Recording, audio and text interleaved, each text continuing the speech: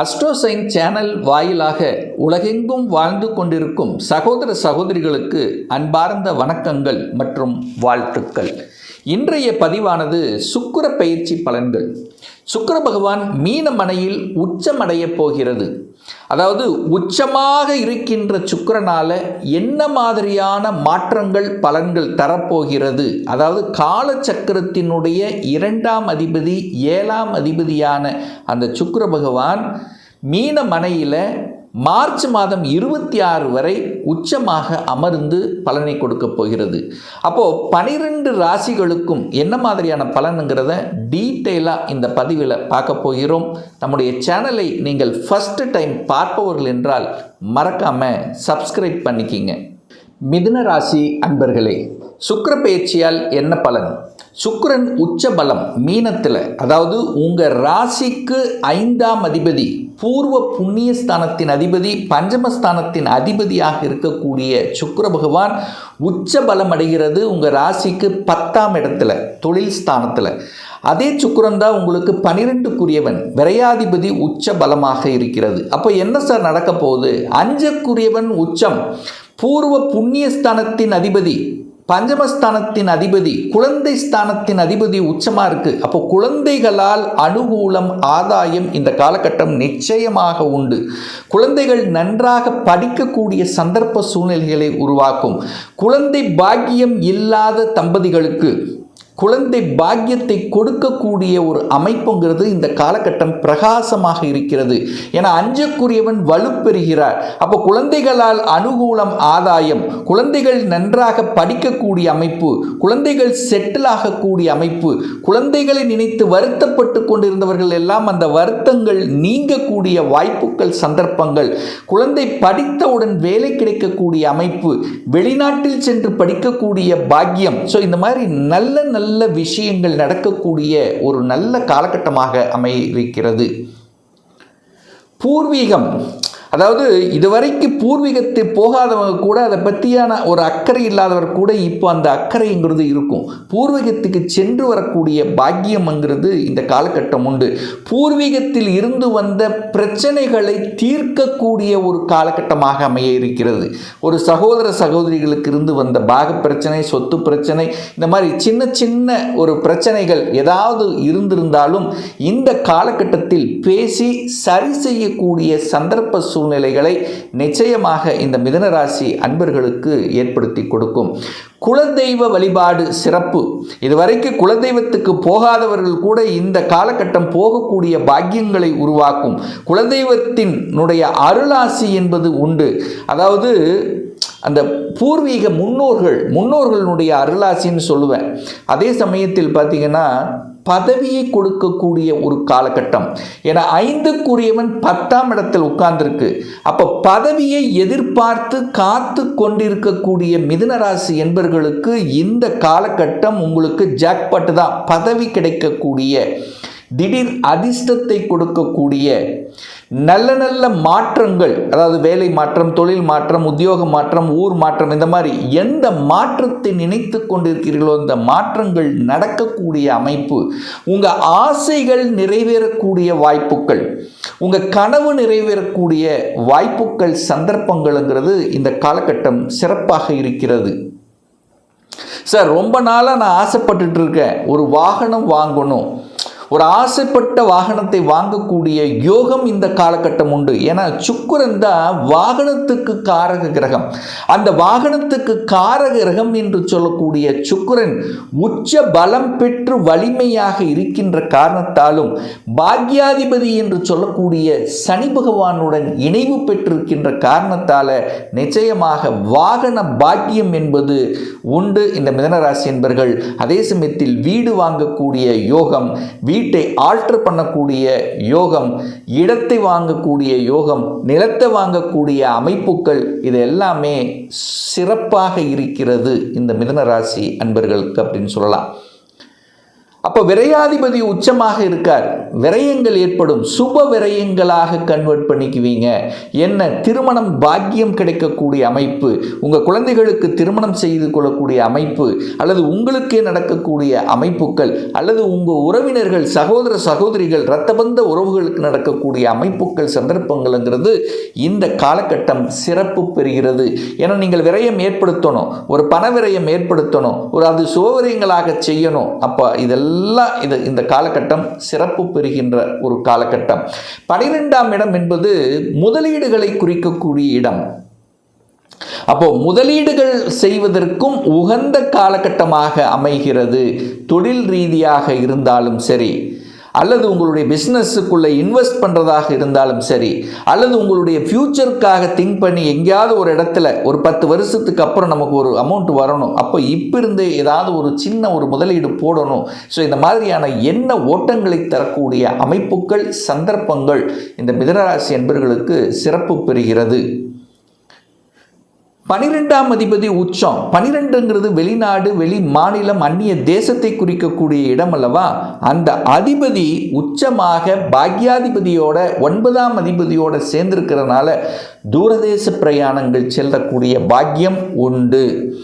அப்போ ட்ராவல் பண்ணக்கூடிய அமைப்புங்கிறது இருக்குது. அப்போ வலம் வரக்கூடிய, அதாவது பிஸ்னஸுக்காக அல்லது வேலைக்காக அல்லது ஏதாவது ஒரு ரூபத்தில் வெளிநாடு, வெளி மாநிலம், அந்நிய தேசம் சென்று வரக்கூடிய அமைப்புகள் சிறப்புகள் இருக்கிறது.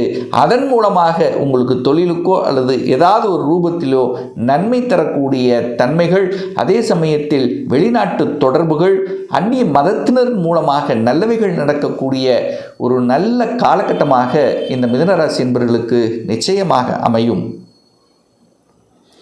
இந்த சுக்கிர பகவான் பார்த்தீங்கன்னா 2-3-2026 4-3-2026 வரை குரு பகவான், அதாவது குரு பூரட்டாதி நட்சத்திரத்தில் செயல்பட போகிறார். அந்த குரு உங்கள் ராசியிலே உட்கார்ந்துருக்கார். அப்போது இந்த காலகட்டத்தில் நிச்சயமாக பெரிய மனிதர்களின் தொடர்புகளை ஏற்படுத்தும், அரசியல் ரீதியில் எண்ணத்தை உருவாக்கும், அரசியல் சார்ந்த எண்ணங்கள், உணர்வுகள், அதை பற்றிய சிந்தனை ஓட்டங்கள் நிச்சயமாக உருவாக்கும். ஒரு தொழிலை அபிவிருத்தி செய்யணும் அப்படிங்கிற எண்ண உணர்வுகளை கொடுக்கக்கூடிய, தனத்தை பெருக்கக்கூடிய, தனம் சார்ந்த விஷயத்தில் சிறப்பை தரக்கூடிய, அதே சமயத்தில் பார்த்தீங்கன்னா அந்த 7ஆம் இடத்து அதிபதி தான் குரு. அப்போது கூட்டு தொழிலை செய்யணும் அப்படிங்கிற எண்ணத்தை கொடுக்கக்கூடிய அமைப்பும், கணவன் அல்லது மனைவி செட்டில் ஆகக்கூடிய வாய்ப்புகள் சந்தர்ப்பங்களை நிச்சயமாக இந்த காலகட்டம் உருவாக்கும். அடுத்து பார்த்தீங்கன்னா சரியாக 5-3-2026 14-3-2026 வரை உத்திரட்டாதி நட்சத்திரத்தில் பிரயாணம் பண்ணுறார். இந்த உத்திரட்டாதி எப்படின்னு சனி பகவான், அந்த சனி பகவானோடு சேர்ந்து 10ஆம் இடத்துல இருக்குது. சனி பகவான் பொதுவாக தொழில்காரகன். அப்போ தொழிலை சார்ந்த எண்ண ஓட்டங்கள் இந்த காலகட்டம் நிச்சயமாக உண்டு. அப்போது அரசு 5-10 கனெக்ட் ஆகுது. 5ஆம் அதிபதி 10ஆம் இடத்தில் உச்சபலத்தோட வலிமையாக இருக்கக்கூடிய ஒரு காலகட்டம். ஸோ இந்த காலகட்டத்தில் அங்கே சூரியனும் சேரப்போகிறார். அப்போது அரசு வேலைக்கு செல்லக்கூடிய அனுமதி உங்களுக்கு உண்டு. இதுவரைக்கும் அரசு வேலை பற்றி சிந்தனை இல்லாத மிதுனராசி என்பவர்கள் கூட இப்போ அந்த சிந்தனை ஏற்படுத்தும். அரசு வேலை எழுதணும், குரூப் 1 எழுதணும், குரூப் 2 எழுதணும், எப்படியாவது ஒரு இடத்திற்கு போயிடணும் அப்படிங்கிற சென்ட்ரல் கவர்மெண்ட், ஸ்டேட் கவர்மெண்ட், இந்த மாதிரி கவர்மெண்ட் சம்பந்தப்பட்ட எக்ஸாம் எழுதி அதில் ஒரு வேலை செல்லக்கூடிய அமைப்புகள் நிச்சயமாக உருவாக்கும். உங்கள் ஜாதகத்தில் பாருங்கள், 5ஆம் அதிபதி 10ல் இருக்குது. 5-10 கனெக்ட் ஆனாலே கவர்மெண்ட் வேலை. அதே சமயத்தில் சூரியன் சிம்மத்தை பார்த்து, சூரியன் வலிமையாக இருக்கக்கூடிய அன்பர்களுக்கு நிச்சயமாக கவர்மெண்ட் வேலைங்கிறது உண்டு, அதில் மாற்று கருத்து இல்லை. அப்படி இல்லைன்னா கூட அதிகாரம் செய்யக்கூடிய, அட்மினிஸ்ட்ரேஷன் செய்யக்கூடிய, தலைமை பண்புடன் இருக்கக்கூடிய அமைப்புங்கிறது நிச்சயமாக உருவாக்கும். ஸோ அந்த அமைப்புங்கிறது இந்த காலகட்டம் சிறப்பு பெறுகிறது மிதுனராசி அன்பர்களுக்கு. அடுத்தது பார்த்தீங்கன்னா 15-3-2026 26-3-2026 வரை ரேவதி நட்சத்திரத்தில் செயல்பட போகிறார். ரேவதி அப்படின்னாலே உங்கள் ராசி அதிபதி, அதாவது புதனுடைய நட்சத்திரத்தில், அது 1ஆம் அதிபதியாகவும் 4ஆம் அதிபதியாகவும் செயல்படுவார். அப்போ என்ன நடக்க போகுது? 5ஆம் அதிபதி லக்னாதிபதி 1-5 கனெக்ட் ஆகுது. இயற்கையாகி இறைவன் கொடுத்த அனுகிரகத்தின் வாயிலாக நல்ல விஷயங்கள் நடக்கக்கூடிய ஒரு காலகட்டம். ஸோ இந்த காலகட்டத்தில் தான் நீங்கள் நினச்சது நிறைவேறும். உங்கள் மனசு நல்லா இருக்கும், உங்கள் செயல் திட்டம் நல்லா இருக்கும், ஸ்ட்ராட்டஜிக் பிளான் நல்லா இருக்கும். புதனாலே புத்திசாலித்தனம், அறிவு சார்ந்த விஷயங்கள் சிறப்பு பெறுகின்ற காலகட்டம். அப்போது சுக்கிரன் யோகத்தை தரக்கூடியவன். மிதுனராசி என்பவர்களுக்கு யோகத்தை தரக்கூடிய சுக்கிரன் உச்ச பலமாக இருந்து உங்கள் ராசி நாதனுடைய நட்சத்திரத்தில், சுகஸ்தானத்தின் நட்சத்திரத்தில் செயல்படக்கூடிய தன்மை, சுகமாக வீடு வண்டி வாகனங்கள் வாங்கக்கூடிய, தான் நினைத்ததை செயல்படுத்தக்கூடிய, குழந்தைகளால் நல்லவைகள் நடக்கக்கூடிய, புத்தி சார்ந்த, அறிவு சார்ந்த, மதிநுட்பம் சார்ந்த, மாமன் உறவு சார்ந்த விஷயத்தில் நல்லவைகள் நடக்கக்கூடிய, ஸோ இப்படி நம்ம சொல்லிட்டே போகலாம். ஸோ நல்லவைகள் நடக்கக்கூடிய, சுக்கிரனால் பாக்கியங்கள் கிடைக்கக்கூடிய, சுக்கிரனால் நல்ல செய்திகள் உங்கள் காதுக்கு கிடைக்கக்கூடிய, நன்மதிப்பை பெறக்கூடிய, மதிப்பும் மரியாதை கௌரவம் கிடைக்கக்கூடிய ஒரு நல்ல காலகட்டமாக இந்த மிதுனராசி என்பவர்களுக்கு அமையும் என்று சொன்னால் அது மிகையாகாது. இன்னும் ஒரு துல்லிய பலன் வேணும்.